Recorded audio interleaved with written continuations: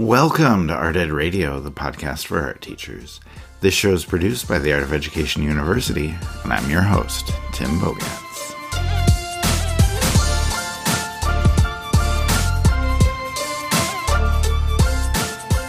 Yesterday was Halloween.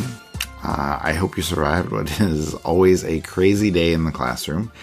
And a lot of times the day after Halloween isn't much better.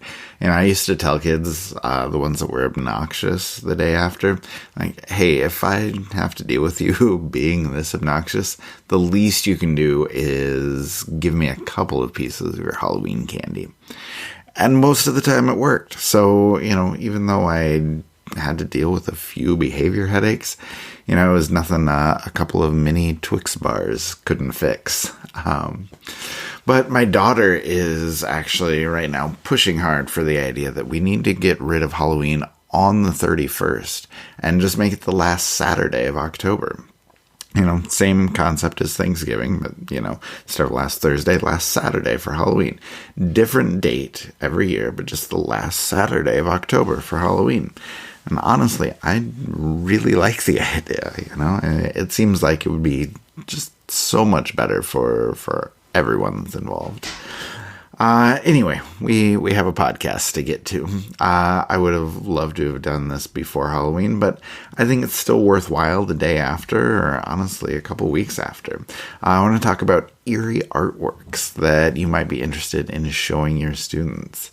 And I think you still have a little bit of time after Halloween where kids are still in the mood and still interested in seeing eerie artworks or creepy artworks. So we're going to talk about those today. Yesterday, AOEU writer Josh Chrosniak published an article called "Don't Miss These 5 Eerie Artists and Their Unnerving Art." It's a great article, super fun, shows a couple of my favorite artists. It introduced me to a new artist, and I really enjoyed just everything that he showed and discussed. So I want to talk about that article with him, as well as why we love eerie art as teachers and as viewers, and why it's so intriguing to our students as well. So let's bring on Josh now.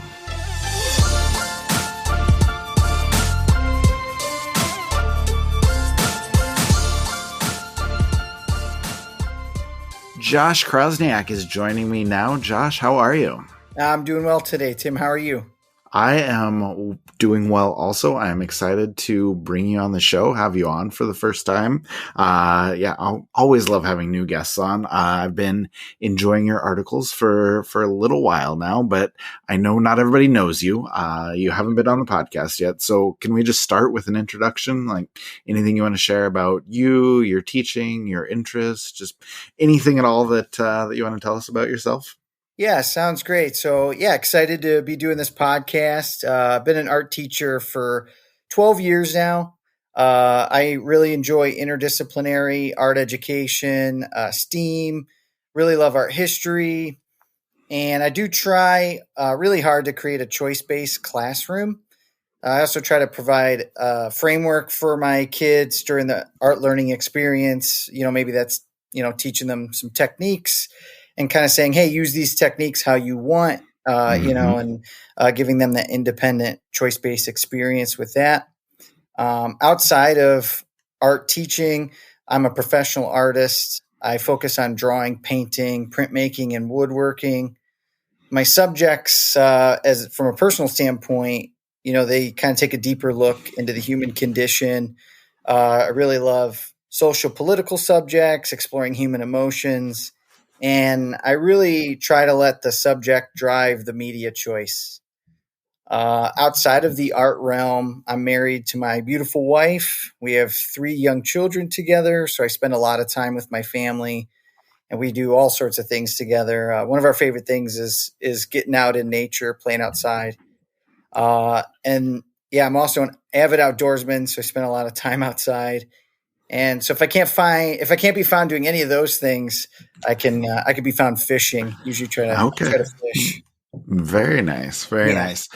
Now, I hate to transition from great family, beautiful outdoors life, straight into really creepy artworks. But like that's why we're here today. So, Yeah. I would love for you to just tell us a little bit about your article about Eerie artists, and then, I guess the question for me is, what do you think it is that, what is it about creepy artworks that appeals to us as teachers, but also kind of appeals to our kids? Yeah. So, to start, the Eerie Artworks article is a special article.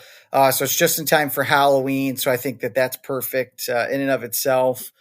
And it really showcases artists and artworks that are surrounded by, maybe things that are scary, the macabre, things that are maybe a little frightening, right?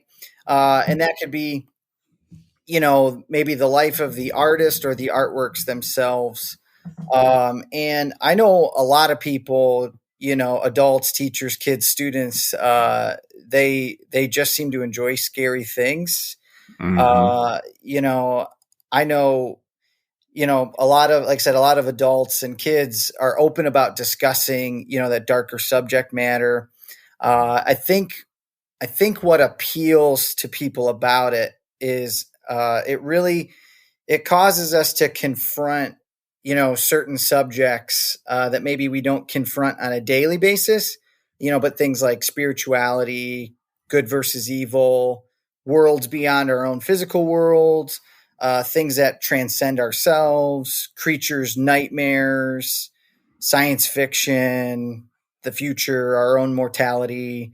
I mean, the list really goes on, but I do think that definitely appeals to people for those reasons.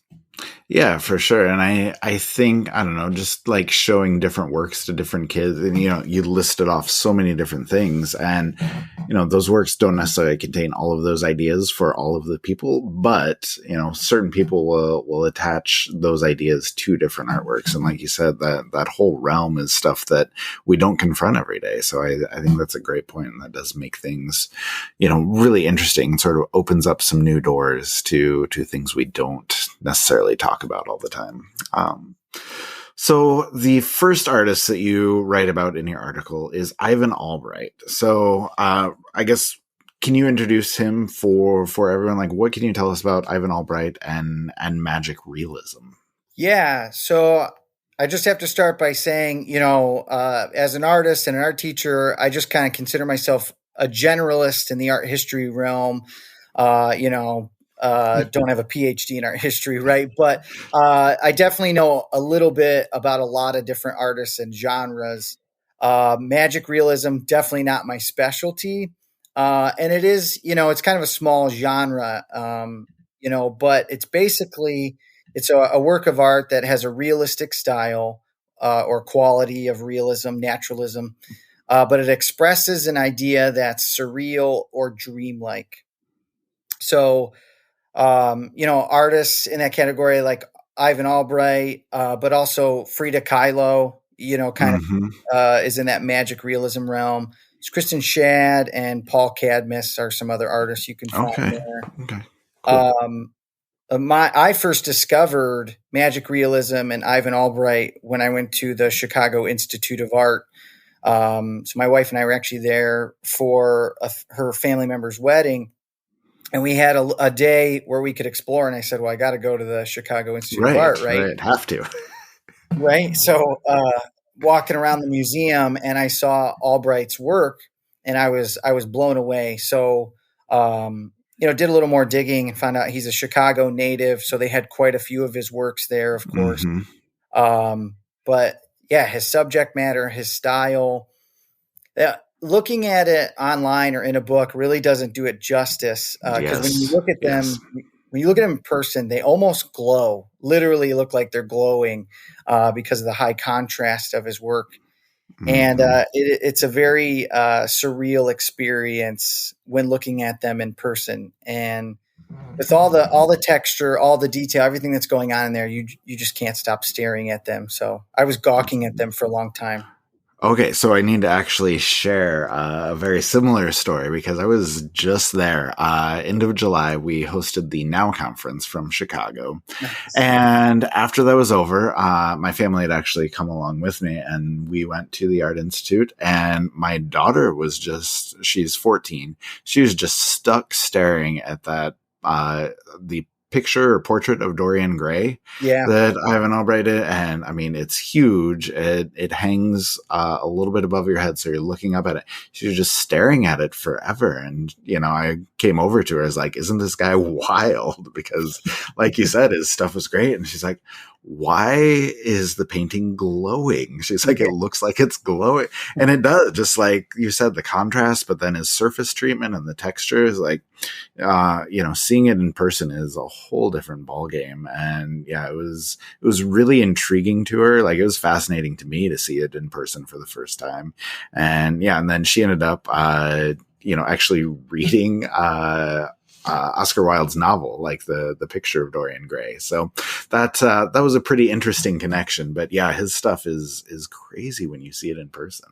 Yeah, and I think it definitely elevates his work, to that supernatural status. Yes, for sure. I don't know that he's given away his secret. I've never read anything about it or anything like that, but I don't think I would want to know anyways. It would ruin it for me. So Yeah, that's fair. That's fair. So, okay, I'm always excited to talk about Lee Krasner too. Which, yeah, you mentioned her in the article, and she's not necessarily someone I associate with darkness or eeriness or Halloween even.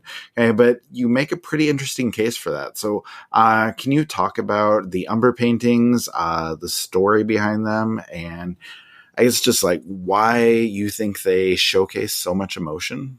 yeah, so I love abstract expressionism, and I thoroughly enjoy Lee Krasner's work. And when I stumbled on the Umber paintings, I was blown away by them. It was unlike anything she's really ever created. Mm-hmm. Um, but just to backtrack a little bit, I think that Lee Krasner, I don't think she gets enough notoriety. True. I think True. that she gets overshadowed a lot by her husband Jackson Pollock. I think he gets all the credit, and um, I I'll go on record saying that I respect Jackson Pollock for stretching the boundaries of art history. I can definitely appreciate what he did, but I truly believe the real talent in that relationship was definitely Lee Krasner. Mm-hmm. Everything that I've read, she really pushed him to be, everything he could be. But obviously we know even the tragic end of Jackson Pollock, his personality traits and vices just got the better of him. Yeah, for sure. If I can just interrupt real quick, I'll just Yeah. say that you and I can be best friends now because I've been on the Lee Krasner bandwagon for a long time. Like I first really started researching her when I was doing a bunch of art history stuff in undergrad, and I was just in love with her work. Like I feel like she's brilliant. I feel like she's amazing. And like you said, nobody knows about her because she was married to Jackson Pollock. So I appreciate you bringing her up, and I appreciate you saying that she was the real talent in the relationship. So Absolutely. that's good. But anyway, I apologize for interrupting. I just feel like that's a point that we needed to make. But go on about the paintings. Yeah. So I added her work in because I really think the Umber painting series she did is a hidden gem of the art world. In my opinion, it's really some of her best work, and she does it all with a limited color palette, which is more amazing. So the motivation behind the series is really what makes it tragic and dark. Mm-hmm. Which is why I added it into the Eerie artist article. So she created those artworks after both her mother and Pollock had passed away. So it was in kind of the wake of their deaths. And, to just kind of add to the mix, she was also dealing with chronic insomnia during that time. So Mm. I think that when you kind of understand that backstory and you're kind of reading all of what's going on with her at that time, and then you view those paintings, it can really be viewed as, maybe this cathartic experience for her. So when I look at them, to me, it's like she wants to break free of those emotional chains, right? Everything that's burdening her during that time. Mm-hmm. And I Mm-hmm. think that she really lets that show in the works. Those are definitely pushed by those deep tones, those umbers, those blacks, and those creams. And so I think really, there's three works in particular that when you literally look at them, you can really see that shining through in the work Seated, Assault on the Solar Plexus, and Uncaged. And I mean, even when you hear those titles, I was especially just gonna say, when you hear those names, those Assault on the emotions come Solar forward. Plexus, Yeah, yeah. and again, you know, the whole grit of those paintings, it matches the title and the despair that was going on in her life. Yeah, absolutely. And yeah, like I said, I would just encourage everybody who's listening to this, go look those up, see what Josh is talking about. And I think it is pretty easy to make the connection when you know those things. All right. Also, there is an artist that I was not familiar with in your article named Alfred Cuban. Like, maybe I should know him, but I did not. This was my introduction to Alfred Cuban, and my first impression was just like, whoa, this is really dark Yeah. stuff. So, the question I guess that comes from that is like, why do you want to show that to your students? Not judging here, just asking. Sure. And like, what reaction do you usually get from his works, and I guess like his story that you told too? So Alfred Cuban is not for the faint of heart. Yeah. He's definitely got a lot of wild pieces. So I actually I don't talk about Cuban a lot, in my art classroom. So Mm-hmm. right now, I teach grades 1, 2, and 3. Oh yeah, we're Um, definitely not showing that. right, definitely not showing that to littler kids. But I do think Alfred Cuban, especially some of his more milder work, could have a place in the high school level. Mm-hmm. Um, but his imagery is some of the scariest and creepiest artwork I've ever seen, and it's Yeah. just seared into my brain. And I think I like it. I like it especially for a few different reasons. So when I was a kid in elementary school, like I love scary things. Um, Mm-hmm. I really enjoyed those scary stories to tell in the dark books. Oh yeah. Yep.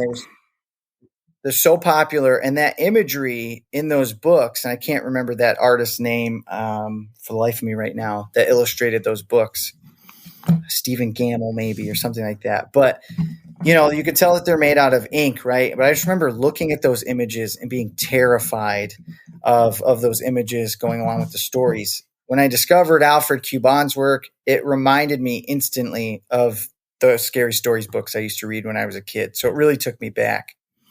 So I just ate it up. So I think for me, his work almost has a nostalgic kind of a feel. Yeah. So I feel like maybe anyone who's interested in that sort of imagery would feel the same way. But going back to what you originally said there, again, I haven't personally shown this to my students, but I do think, again, if you're at the high school level, you could present Alfred Cuban with Francisco de Goya, Mm-hmm. his Los Caprichos or the Disasters of War, Yeah. and you could do a nice compare and contrast with those works. And I think that would work really well. Definitely want to choose some of his more milder images though, if you're going to go that route. Yeah, for sure. So let me ask you this, because I'm just considering this. I'm thinking people who are listening who are thinking about this. Like, is there a point that things get too dark, like maybe an artist or work that you don't want to show to students? Like, you said Cuban definitely sort of crosses that line, especially for younger kids. But as a teacher, like, how do you know what your class is ready for, and how do you handle some of those sensitive topics or sensitive artworks that you're showing to kids? Yeah, so that's a fantastic question. So You know, I think, and as art teachers, and anyone that works with kids, the first thing is obviously know your students, know your kids, right? Hmm. So take that time just to understand their likes and dislikes, and also, their backgrounds, what they're going through. Even from personal standpoint, some kids they do deal with some heavy stuff. Maybe they're dealing with an abuse situation, or maybe they've contemplated harming themselves or something like that. And you definitely have to know those things before bringing in some artwork that kind of speaks to those tragedies. Right. Right. It could really go both ways, right? So it's like, um, you know you could be talking about this and it could really affect your student in a negative way. But I also think that maybe, there are certain times where maybe mentioning things, it could be cathartic, or, it could be used as an example, like, hey, you can rise above this situation, because here's an artist who did that. And here's how Hmm. like Lee Krasner, going back to that perfect example, she didn't let that drag her down. She made art about it. She dealt with that, in a Right. positive way. And I think Right. that could be an important lesson to kind of draw from when showing this to students. But so getting to know your students, making sure that whatever you're showing them is always developmentally appropriate, because not everything is developmentally appropriate. I kind of really equate it to any media that's out there. So art is, just like music, movies, and TV shows. You Yeah. know, Yeah. there's ratings for all of those things for a reason. And just like, if you're a parent, and your kid is young, if they're 5 years old, you're not going to let them watch a rated R movie, right? Because it's not Hmm. for your 5-year-old. Exactly. And art really is the same way. But unfortunately, art doesn't have a rating, right? It's not going to be like, oh yeah, the Mona Lisa is rated G, So it's like, as the art teachers, we have to determine, what's safe and how to talk about that. Um, I also think that just being sensitive about, if you are going to talk about a piece, like we've discussed in the articles, that being very sensitive about your approach and being very tactful is very important. So Yeah. choosing words carefully, maybe softening things a bit, depending on the age of the kids. Do you have like an example of that? I'm just thinking about, people trying to take this advice and put it into practice. Like, can you give us an example of being tactful with your words, being careful about like how you would tell certain stories? Totally. So here's a perfect example. So while I don't currently teach fourth grade, I taught fourth grade for many years, and I like to do a Van Gogh portrait project in fourth grade. And I show a lot of his portraiture, and mention some details about him. But I personally, at the fourth grade level, don't mention that Van Gogh cuts off his ear. Right? I don't mention that Hmm. part. Hmm. It's a little grotesque to me, and again, for me as an art teacher, it doesn't seem age appropriate for fourth grade to me. So I leave that part out. However, over the years, I've had a lot of kids who know that Van Gogh has cut off Yeah, they know his own that ear. story already. Yeah. So I've inevitably, whenever I talk about Van Gogh, I always have a kid raises their hand and was like, "Mr. C, isn't Van Gogh the guy that cut off his own ear?" Yeah. So as the teacher, then I have two options, right? I can say, like, ignore it, or say, hey, we're not going to talk about this, or Hmm. I can try to talk about it and guide them through that in a sensitive way, which is what I try to do typically, and make that a teachable moment. So my softer words for Van Gogh cutting off his ear would be something like, Van Gogh, he had a mental illness. He was sick, and during that time, he didn't get a lot of the help that he needed. But in 2022, we have a lot of help for that now, and unfortunately, he made a bad choice, right? And so then you kind of talk to the kids like, you know, cutting off your ear or harming yourself, right? That's a bad choice, right? And they understand, like, oh, yeah, that's a bad choice. Why would somebody do that? So Right. Right. So yeah, and I think it's good because something that you had brought up before was just the idea that kids are always going to be interested in this stuff. Like they love what's scary, they love the tragic details, but we just need to kind of guide them through that appropriately. And just like hearing you say that was sort of an aha moment for me. I think that's a really good approach. So I think that's worthwhile.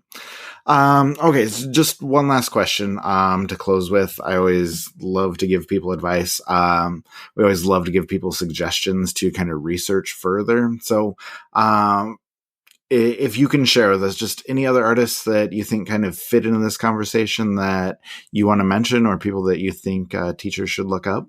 Yeah, so there's definitely plenty of artists that fit this category. Some of the biggies we've kind of mentioned. Francisco de Goya, big one. We've talked about him already. Frida Kahlo is a big one. But going back, abstract expressionism, I think that Mark Rothko is a great one. He did have some tragedies there surrounding his life, but I think that his chapel paintings are a great conversation piece, using all those black tones. And it's amazing how many variations of the black tones there are. Yeah. Henry Fuseli's paintings, any of his work would be a perfect fit.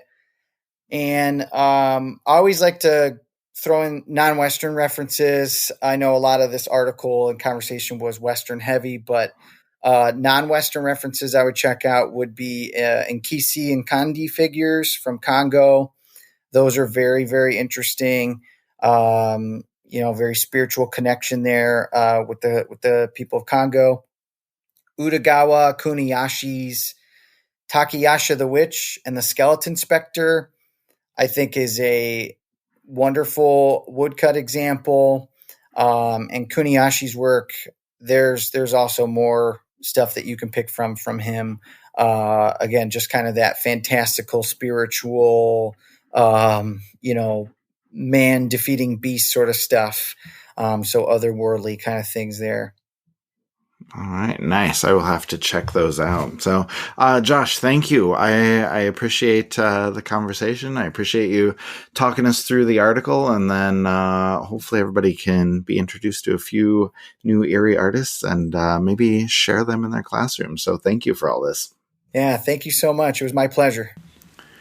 I appreciate Josh and that entire conversation. We will link to his article as well as to a couple of the additional artists he mentioned in case you want to explore things further. Hope you enjoy finding some good artists and some artworks that can capture your students' attention, lead to some good discussions in your classroom. And as Josh said, you know best what types of artwork your kids will be interested in, what they'll be ready for, what you may or may not want to explore in your discussion. So keep all of that in mind as you are planning, as you are researching artworks. But no matter what level you teach, you should be able to find some artworks that are a little bit creepy, a little bit intriguing, and definitely worth looking at.